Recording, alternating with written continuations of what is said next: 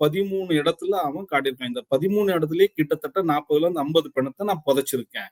ஒவ்வொரு குழியில 8ல இருந்து 10 பிணத்த நான் புதைச்சிருக்கேன்னு 13 குழிய வந்து அவன் காட்டுறான்.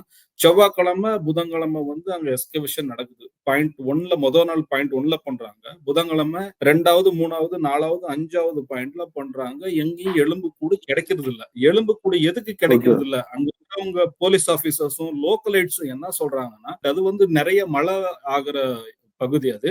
2018, 19ல நிறைய ஃப்ளட் வந்ததுனால வேற பக்கம் இருந்து மண்ணை எடுத்துட்டு வந்து அங்க ஒரு மணல் திட்டு மாதிரி கிரியேட் ஆயிருக்கு. அது இல்லாம நிறைய அவன் 10 வருஷம் 20 வருஷத்துக்கு முன்னால வேலை பார்த்த இடம். இப்ப அங்க நிறைய காடுகளும் வளர்ந்துருக்குது. அதனால கிடைக்காம இருக்க வாய்ப்பு இருக்கு.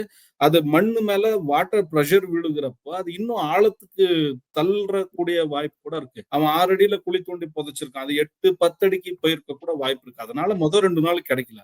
ஆனா நேத்து வந்து கிட்டத்தட்ட 25 எலும்புகள் கிடைச்சிருக்கு. ஒரு தலை மண்டை ஓட்டோட சில பகுதிகள், அதாவது பல்லு, இந்த டாப்பு, இந்த மாதிரியான பகுதிகள் கிடைச்சிருக்கு. இன்னொரு முழு எலும்பு கூட கிடைச்சிருக்கு. எஃப்எஸ்எல் டீம் முழு உடல் தலையிலிருந்து கால் வரைக்கும், உள்ளங்கால் வரைக்கும் ஒரு முழு உடலாவே கிடைச்சிருக்கு.